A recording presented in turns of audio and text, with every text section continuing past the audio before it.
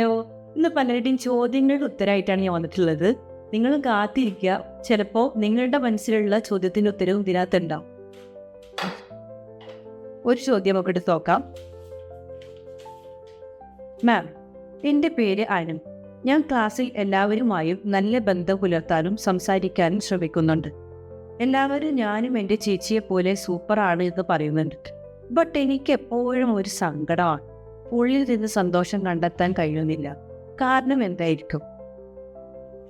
പലപ്പോഴും നമ്മുടെ ഉള്ളിൽ നമുക്ക് തോന്നിയിട്ടുള്ള ചോദ്യമാണതല്ലേ. ഞാൻ എല്ലാം നല്ലപോലെ ചെയ്യുന്നുണ്ട്, പക്ഷേ എനിക്കെന്തോ സന്തോഷം കിട്ടുന്നില്ല. എൻ്റെ റീസൺ എന്താണെന്ന് നിങ്ങൾക്കറിയുമോ? Fear of rejection.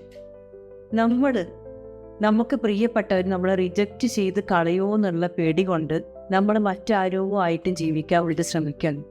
നമ്മളല്ലാതെ ജീവിക്കാൻ വേണ്ടി ശ്രമിക്കാം. ഈ ചോദ്യത്തിൽ തന്നെ ഈ മോള് പറയുന്നുണ്ട്, ഞാനും എൻ്റെ ചേച്ചിയെപ്പോലെ സൂപ്പറാണെന്ന് എല്ലാവരും പറയാറുണ്ട്.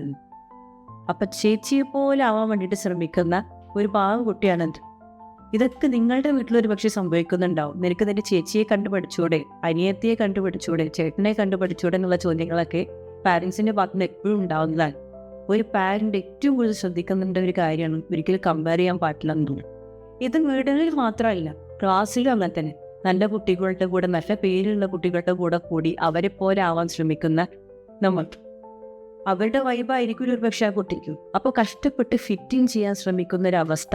അപ്പോൾ ഈ ഒരു അവസ്ഥയിലൂടെ കടന്നു പോകുമ്പോൾ എല്ലാവരുടെ മുന്നിലും അവർ സൂപ്പറായിരിക്കും, പക്ഷേ അവരുടെ ഉള്ളിൽ അവരല്ലാതെ ജീവിക്കുന്നതിൻ്റെ ഒരു വിഷമം ഉണ്ടാവും. അതാണ് അതിൻ്റെ റീസൺ എന്നുള്ളൊരു പക്ഷെ അവർക്ക് മനസ്സിലാവുന്നുണ്ടാവില്ല. അതിലൂടെ പോയി കഴിഞ്ഞാൽ മാത്രമേ നമുക്ക് മനസ്സിലാവുള്ളൂ.